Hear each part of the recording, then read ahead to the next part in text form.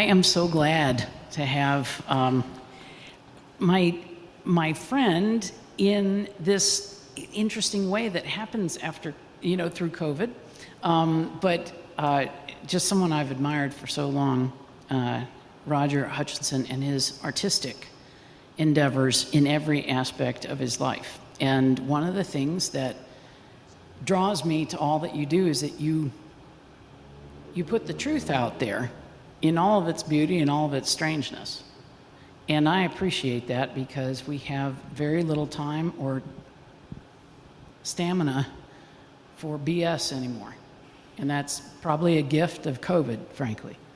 And I appreciate that in you, and you put your heart and soul into everything. So Roger Hutchison, who's in Houston, serving at Palmer Memorial Episcopal Church, but Tennessee boy, and came through Western North Carolina at Warren Wilson. Mm-hmm. And so grateful to have you back, and hope you're getting a chance to enjoy the mountains as well as being here. But we're so glad to have you, and very grateful for Kelsey Davis from here in our diocese, from here in the Cathedral, helping to facilitate this wonderful conversation. So thank you for all who are here.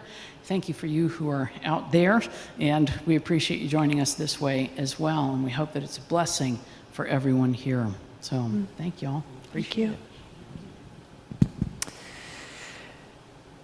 Well, hi, Roger. Kelsey. I thought we might begin by just taking a moment together, and I'd like to read a quote from The Art of Calm, and just invite us into a moment of silence and feeling our feet on the floor, a moment of prayer together. So let us pray. I have a friend who sat with me during a panic attack that hit while I was in my office at work. I will never forget her words. Roger, just as I am sitting with you in this scary moment, you will one day sit with someone else who needs you. And she was right. Please pull up a chair and let's sit together. You are not alone. I invite you to take one deeper than normal breath in and out, and find your feet on the floor. And together we can say amen. Amen. So Roger, you have offered us a beautiful and pragmatic companion. When I was reading through this book, companionship was central. And so I'm curious, we'll get there.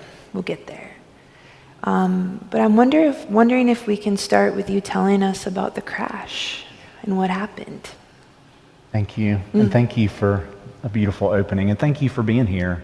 For those of you who are in person, and those of you who will hopefully have the opportunity to hear this, I am thrilled to be here, and I am soaking in the mountain air. As you know, I'm in Houston, Texas, and our air weighs a lot, and it's very wet, and it's very hot, so this is beautiful. I begin the book by reflecting on what I was seeing from the back of an ambulance. I was in the back of an ambulance, and I thought I was dying. My heart was racing. I had been to dinner with my family, and I looked at my beloved, and I couldn't see her face. My vision had just blurred. And she had taken me to Cracker Barrel, which I love, but I hadn't eaten in 3 weeks. And she was trying to get me to eat and trying to get me to sleep, and I wasn't doing any of that. And I remember she said, "Do you want to go to the emergency room?" And what I wanted is to be told that I didn't want this, but I needed to know, did I have cancer? Was I having a heart attack? something was wrong. And it was manifesting itself in physical ways that matched any one of those scary illnesses that you can Google, or you should never Google. Don't do that. But I did it, and I went down that deep hole, and I was dying. And so I ended up, and that happened to me twice. I really shared just one of those in the book, but laying on the bed, and they couldn't do anything for me. I often say, if I won all the money in the world or had all the money in the world, I would put a mental health specialist in the ER, because the majority of people who go to the ER really need to just be told they're okay and be listened to. There are, of course, the tragic accidents and things that get people to the ER, but the number of people that go in for a mental health crisis is stunning. And I was told that the only way I would get help is if I told them I was suicidal. And I wasn't suicidal. I just wanted to feel better. And so I remember thinking, as the doctor walked away, that he moved on to someone whose wounds are visible. But that was the crash. I think what I didn't say is so much. I'm a giver. I'm a people helper. I'm very sensitive, and Hurricane Harvey had hit, and so a lot of that was tied into taking on everybody else's work and not taking care of my own. And I was really struck by your articulation of the hospital experience, and you even named the broken system of the medical system. Will you share that? Yeah. Well, I feel bad. I have a lot of friends who are medical professionals, and I work at a church in the largest medical center in the world, actually. So this is not to be ugly towards the amazing work that happens.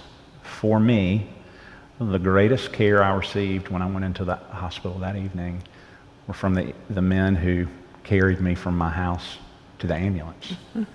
The EMS workers, this burly guy.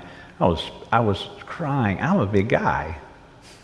And he held my hand. And he said, "You're okay. You're going to be okay." That was huge. That's really what I was looking for. I didn't know that. Once I got to the hospital, they blew out a vein. I wasn't there 5 minutes when I call her in the book, the Happy Bill lady rolls her card in, literally rolled her card in while I was in the middle of a mental health crisis, and asked us how much we'd like to, or what credit card we wanted to put on file. Yeah. And I remember thinking, if I wasn't feeling the way that I was feeling, I would not have been a very nice person.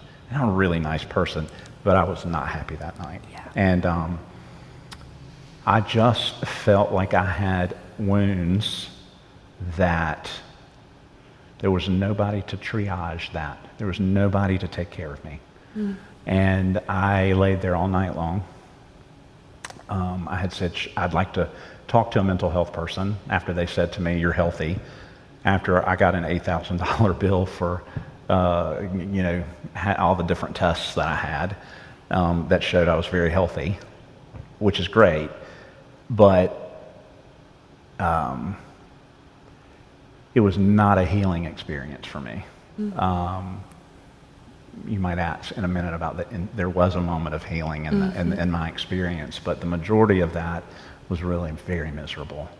And the only way I would have gotten, like I said, is the suicide component, and that wasn't part of the picture.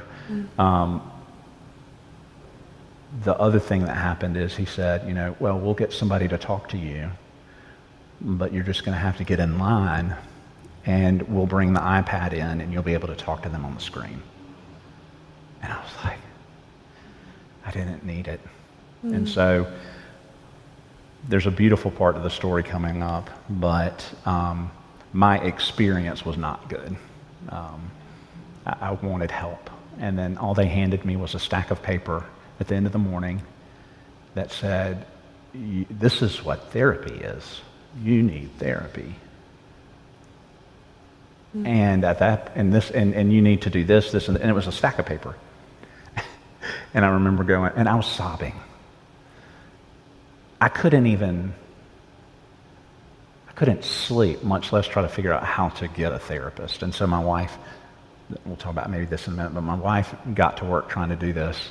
This was in September. The first appointment she could get was in February. And now, I've never been suicidal, but at that point, I was like, wow, if this is what it is, then there's something really wrong. Because I have resources. I have the ability we know how to look for help. We know how to navigate a system that's already a mess. And I began, of course, to think about others who don't have what we have. And so, but yeah. That the system, and I continually find that to be the case with a lot of folks who go in. I give thanks for medical professionals, and I give thanks for the good work that is done. I feel sorry for them because that is not what their training is in. And so what we have not done is prepared people to be first level responders for people who are experiencing that. Absolutely, and totally honor and hear, your deep respect for the medical teams. Yeah. And the reality of broken systems is exactly that. So anyone in that system who is trying to provide care, who's in that ecosystem, or a patient that comes in, if the system itself isn't functional, every single person is going to suffer and be limited and restrained or constrained in some ways. They did not want to help me. Exactly. They wanted to help me. They also have a laundry, they have a list of folks to triaging. Exactly. Yeah, and so it's just true. Yeah. Their hands are tied as well.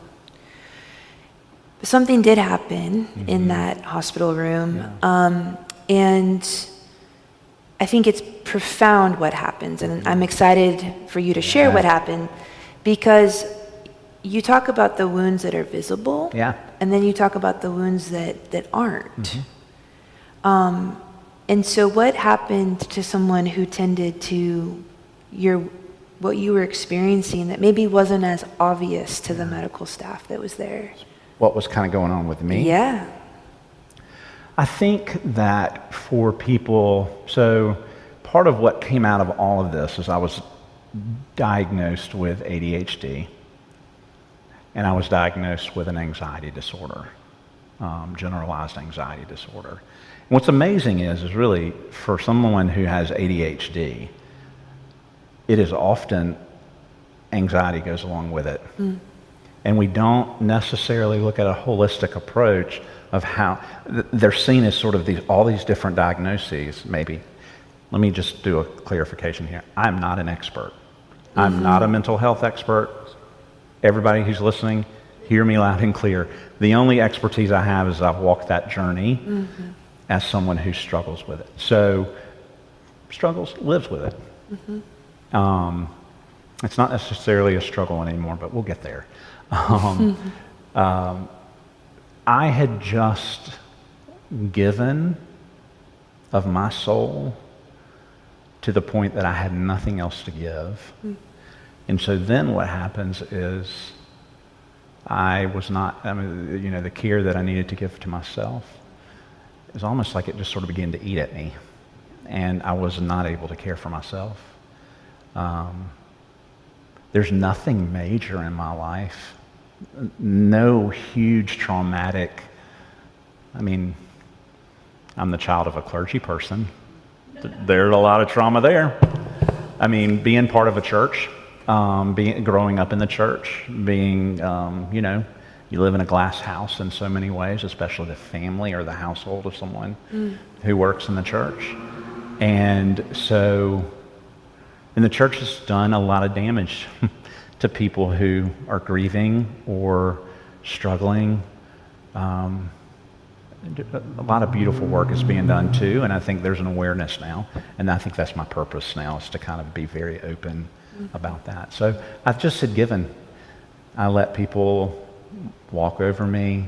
I never said no to things. I always said, that's kind of where it happened. And then Hurricane Harvey really was the other piece is I had been through a really bad experience with the previous congregation where I had served.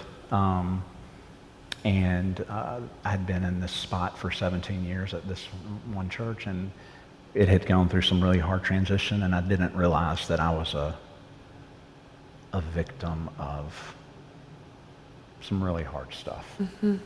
And I think Hurricane Harvey was just the straw that broke, as they say. That's what happened. And so there I was in the hospital. Really not.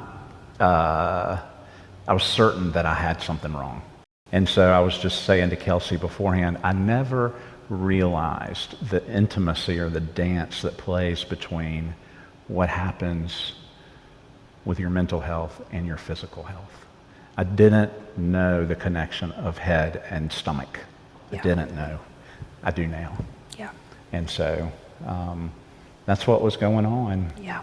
I had just spent a whole lot of life given and not replenishing. Yeah. So can I share the fun part? Please. The special part? Yes. So there was a redeeming moment in the hospital that changed my path 100%. And I had been in the hospital all night. I was at my wit's end. They were sending us home, and I fought. I didn't want to go. I didn't want to go home. Not because I don't love my home or my family. I was frightened. And this man comes in, kind of rough looking, sort of an aide or really there just to kind of get us moving and help us do whatever. And he came over to me and he basically said, I know you. And I thought, I didn't know him. He goes, I recognize you. And I thought, okay, something's really wrong with me, And he goes, you're in a ditch, and I'm going to help you out of the ditch. And he goes, he says, I knew somebody once who fought the same war that you're fighting. And he said, and that was me. And he said, I just don't want to send you home. And I said, well, they want to send me home. And he said, well, I'm going to go talk to the doctor myself and ask him if we can give you something, just something. And he goes, I have an idea what I think they ought to give you. And it was Klonopin. I'm happy to share that. And it was just to settle me down, to stop the spiraling, just to stop it. You keep in mind, I hadn't eaten, I hadn't slept. I can't even believe I still had tears. My wife, God love her, I couldn't believe she was still standing. I had a daughter at home who was worried to death about her daddy. And I couldn't do anything. And so he got a prescription for Klonopin for me. And it was just for a few days until I was able to connect with hopefully somebody. And I took one, and by the time we got to the car out in the parking lot, I turned to Kristen, my wife, and I said, I'm really hungry. I was really hungry. I hadn't been hungry. I mean, there's a recipe in this book of my favorite cookie. My wife had made those to try to get me to eat. I couldn't eat them. And she goes, she was so excited. What do you want to eat? And I have really a high-class palate. I wanted a bacon, egg, and cheese biscuit from McDonald's. That is what I wanted. I ended up eating 3 of them. I drank 2 things of OJ, and I had some hash browns. And then I slept for 2 days. And I wasn't better when I woke up. I mean, I was still very sick in that process, but I had a reserve, or at least the seed of a reserve, that I knew that that's what I needed to do.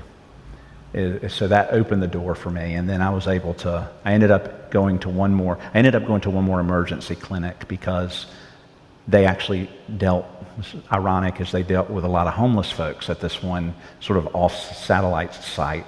I ended up going there, and this amazing Indian woman came in, and she said, I want you to take any medicine you're on, whatever. This is what's going on with you. I know it, I see it, I feel it, and I'm going to help you find a psychiatrist and a therapist. And so we began that work. And so I met the Good Samaritan. And you know, I saw the face of God in that man. And the last thing he did was tore a sheet of paper, tore that piece of paper that they handed me, and wrote his name on it and his phone number, and said, call me if you need anything. And he said, don't tell anybody I'm doing this, because I'm not supposed to do this. I care about you. I never called him. I don't have the piece of paper. I don't remember his name, but I think about him almost every day. So It sounds like his witness of you, his really seeing you and compassionate presence was the healing balm it was. that you can't bill for in the medical system. No. And it was and is the face of God. Oh, 100%.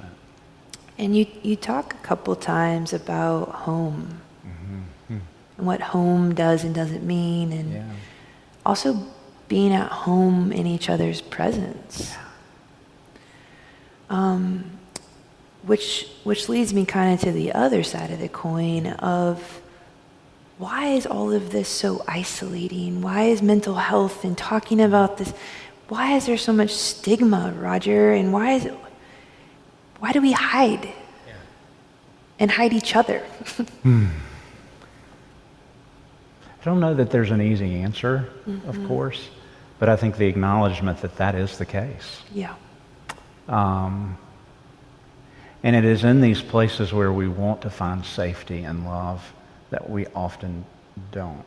So in the ER, I didn't get that until I met him.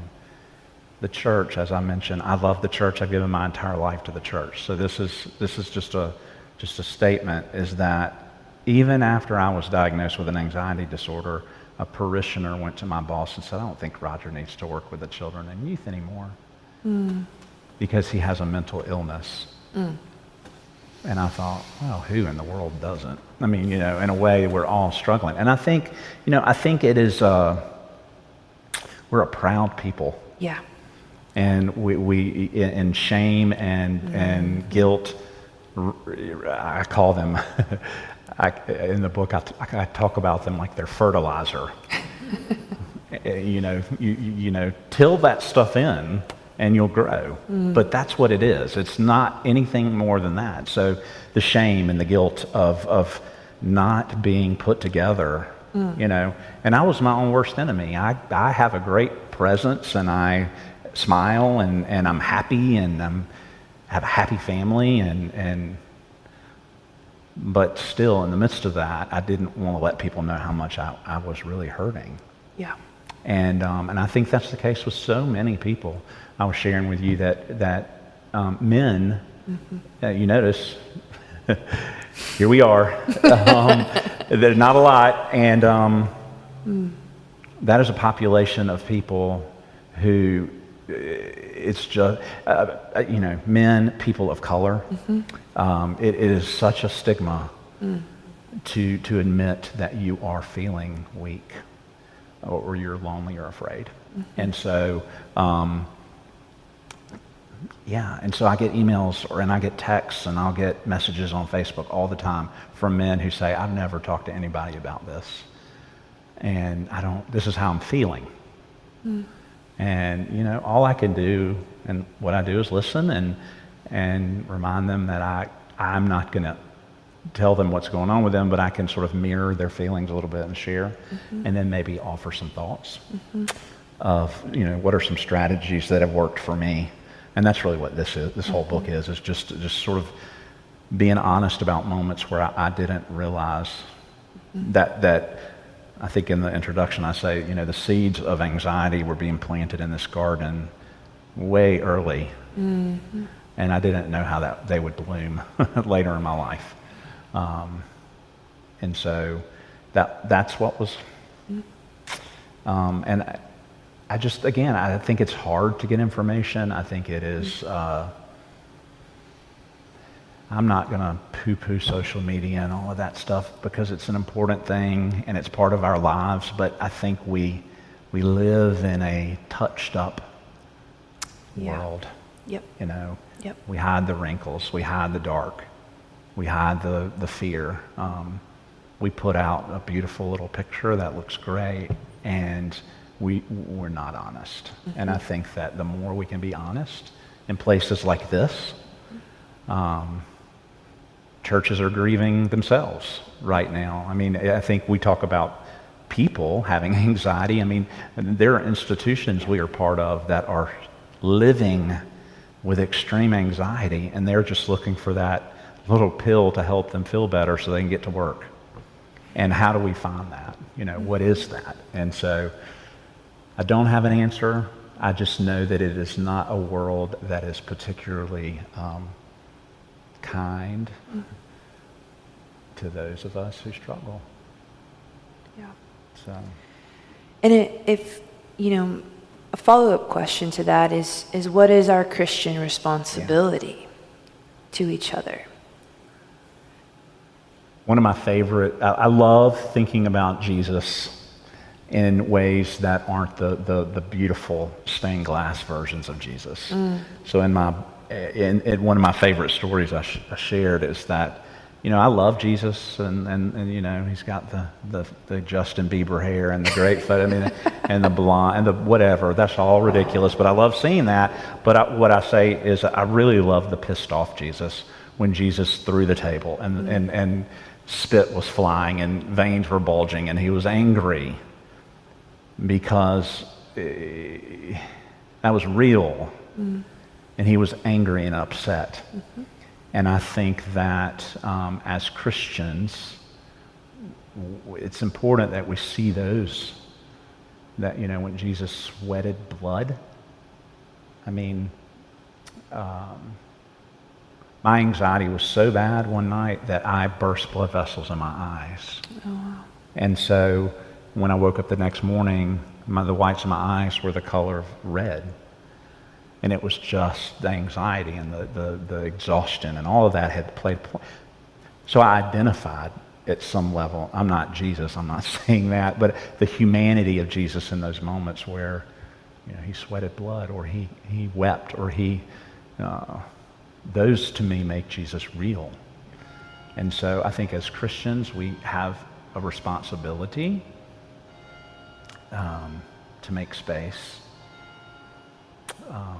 I don't know that we know how to fix anything, but it's not about fixing.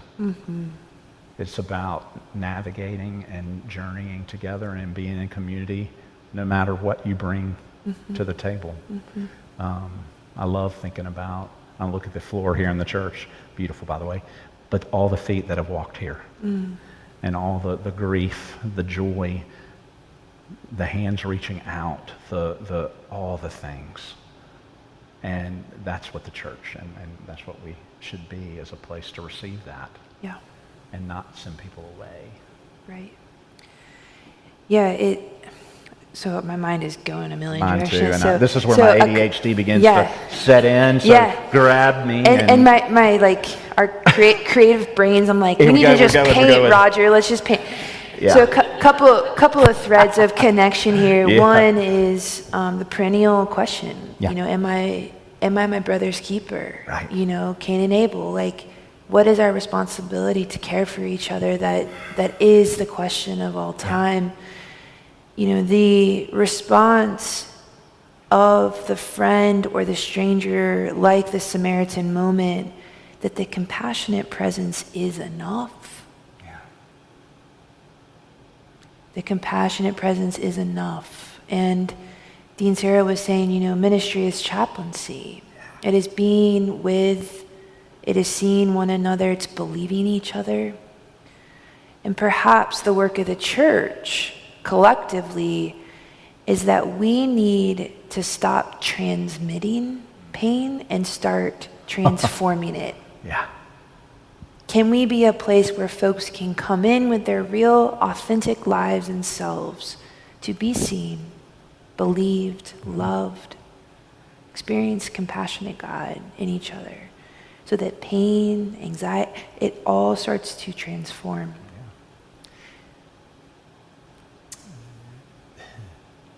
That is the greatest challenge, and it's the greatest, and it is the greatest gift that we can offer.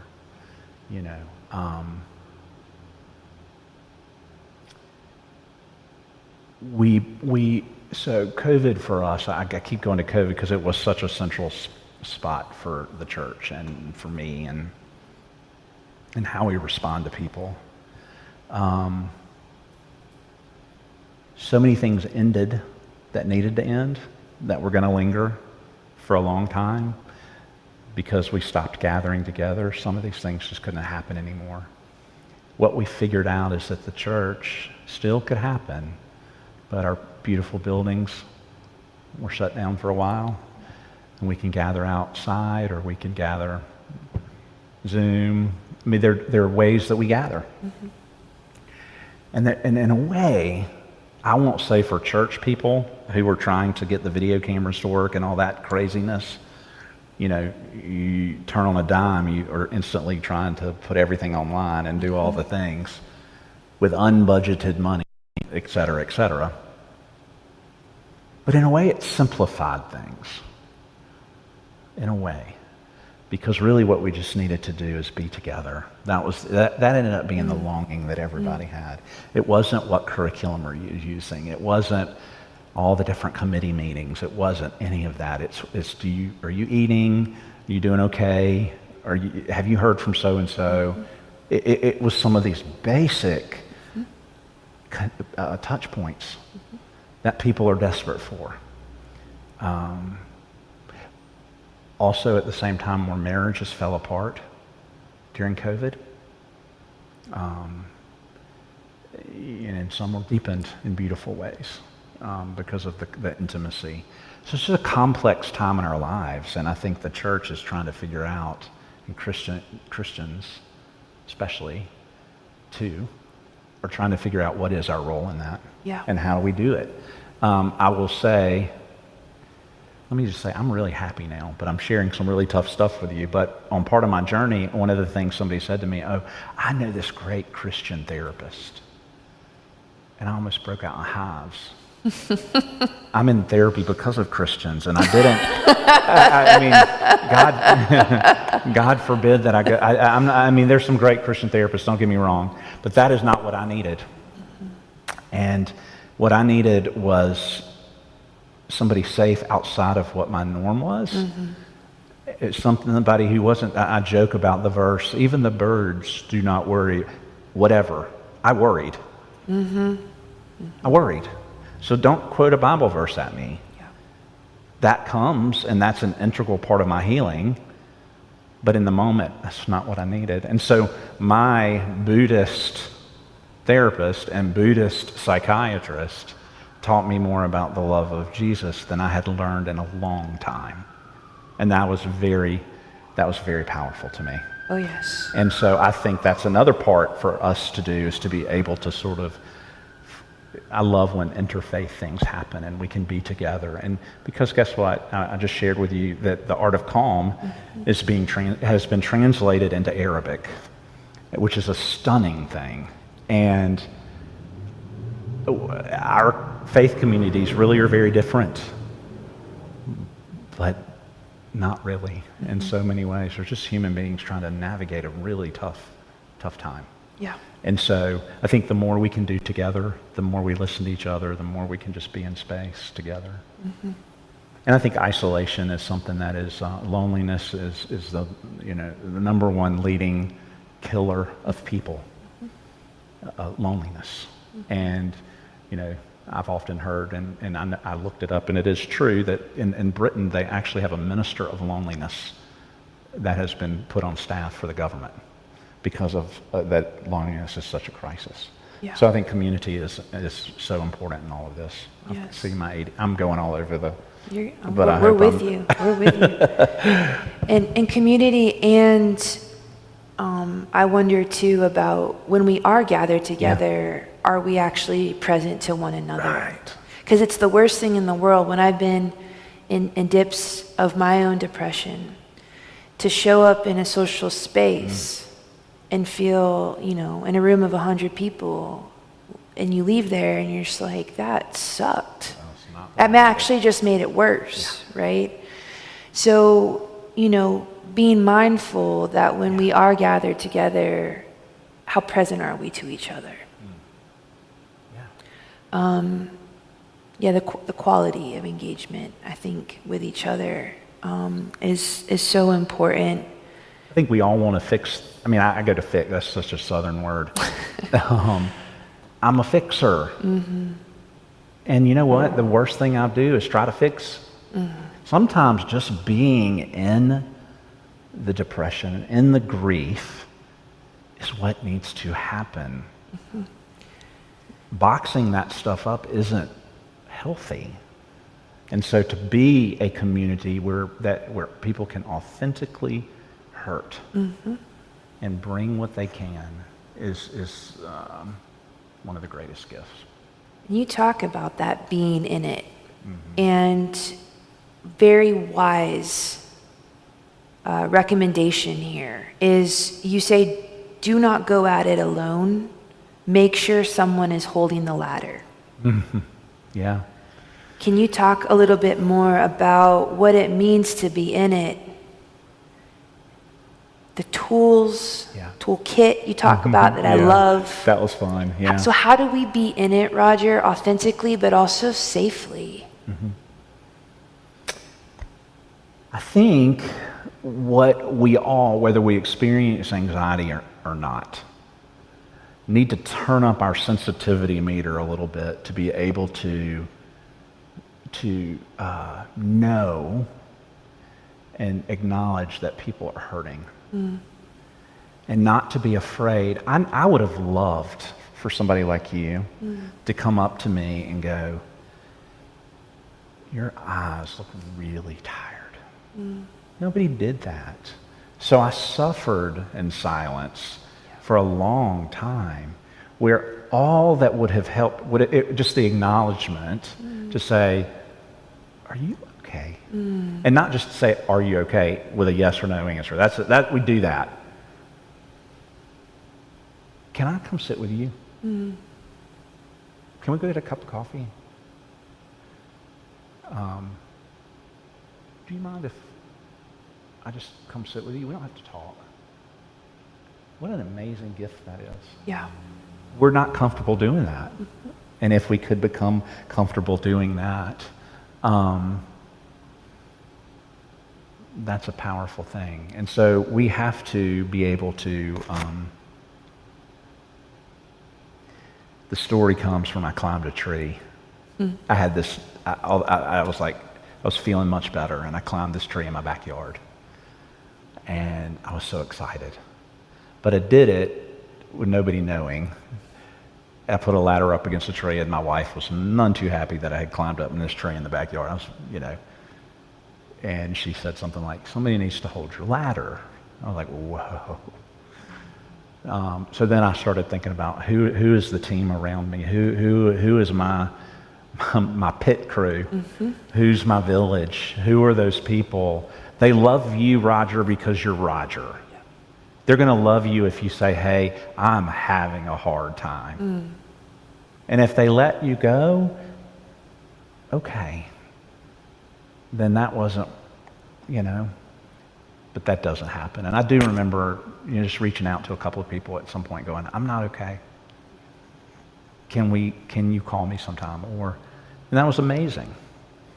And so I think we have to be willing to give that, and also to be willing to receive it. Yes. Yes. If somebody offers to just come sit with you, Yes. silence is hard. It's also very healing if you can just be in a space. And don't try to fix it. Yeah. It's okay. It's okay. Yeah. I love that image of the pit crew. Or Yeah. Who can hold this? Yeah, who puts your tires on? Who Yeah. who makes sure they're on there? Yeah. Who puts theirs, fills your tank? Who's willing to hold my ladder? Whose ladder Yeah, can I hold? exactly. You know, and this will be my last question because I know we need to do audience questions. But you have this awesome story at the end of the book around trying to find your freaking hammer that you can't find, and I think you lose your screwdriver, actually physically, like trying to find tools for your toolbox, and sort of leads to this bigger metaphor of what's in the toolbox for this, right? And you name a few. You say time, patience, rest, nourishment, therapy, grace, and humor. I would add potentially, if it's fitting, medication too, right? Right. Good medication. For me, it took me 4 times of trying to find the right meds to where now I'm like, all right, I'm good. And that's part of my toolkit. Yeah. So can you talk a little bit just to kind of, I'll share a little set bit. it up. Because it is fun. I mean, so much of what we talk about has been heavy. And were some really very, very light moments in all of this. And I'm going to share 2 things. Not about that, but there is one I will share that's so funny to me. I can laugh at it now, and I think a lot of people appreciate it. I needed to get out of the bed. I couldn't get out of the bed in the morning. I needed something to make me feel, I don't know. I love to laugh, and I was like, I need to figure out how do I get up? So I was looking for something on YouTube one day, and I didn't, I was just scrolling. And I was like, oh, maybe I can do, like old people chair yoga or old people chair exercise, something that I can do just to move myself. Yeah. I mean, that was just in my mind. I mean, I'm an old person now too. I'm just saying, there are 80-year-old people who are much more active than I am. So this was not I just was looking for, chair yoga or something to get me moving. I landed on yoga for pregnant women. And it was the best thing that I ever did. I did yoga for pregnant women. And then literally what it was basically be in touch with your body, stretch, breathe. That was really it. Stretch and breathe. And I did it. And so then I got tickled one day, and that was the first time I had laughed. But I'm sitting here going, you are this big guy, and you're sitting in here in this bed, and you're doing yoga for pregnant women.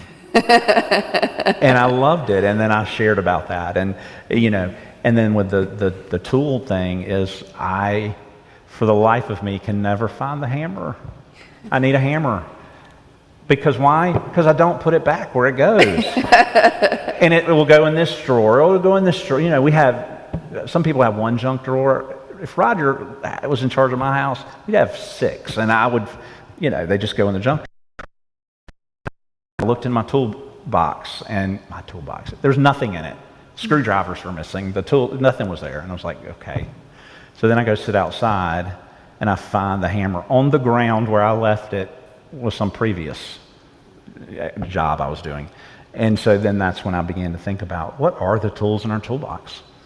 And some of that is, it could be practical things, make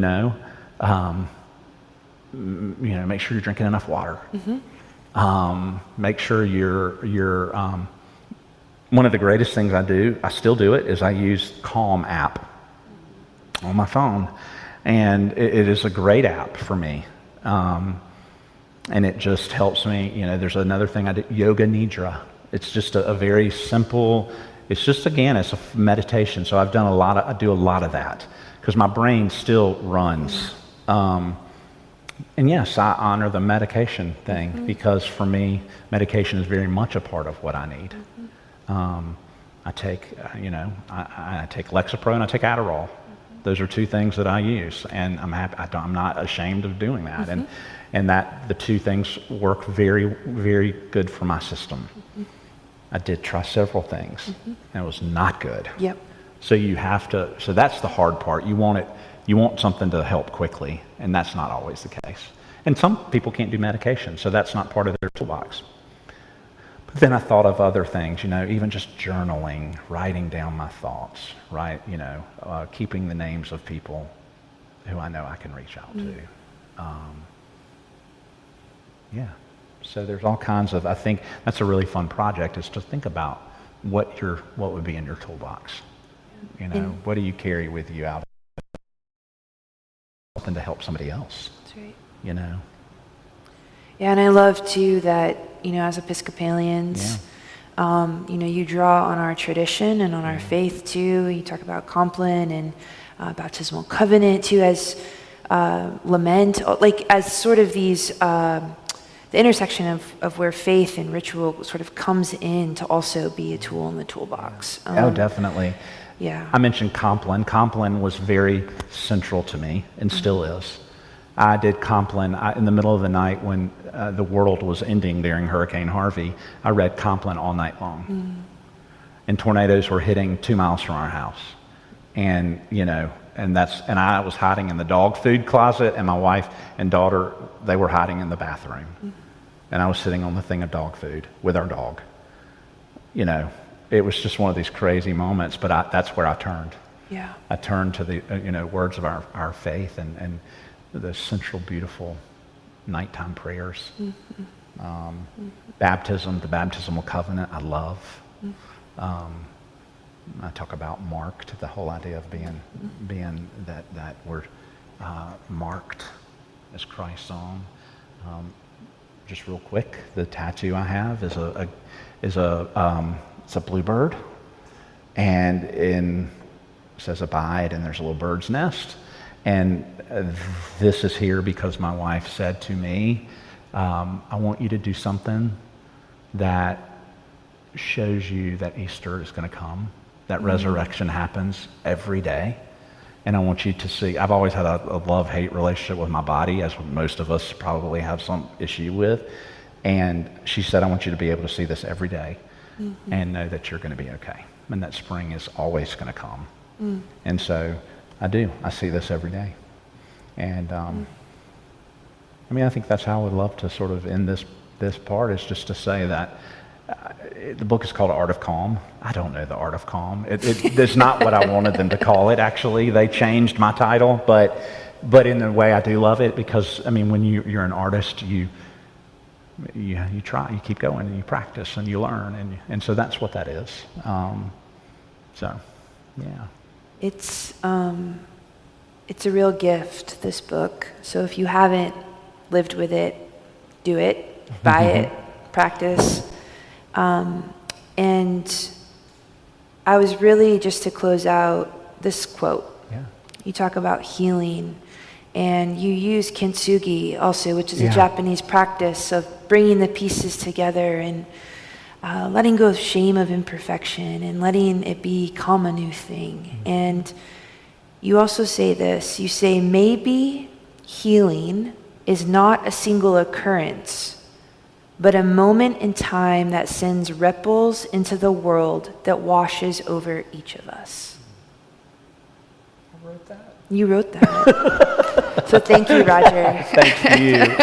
No, Such a thank gift. you. Thank you.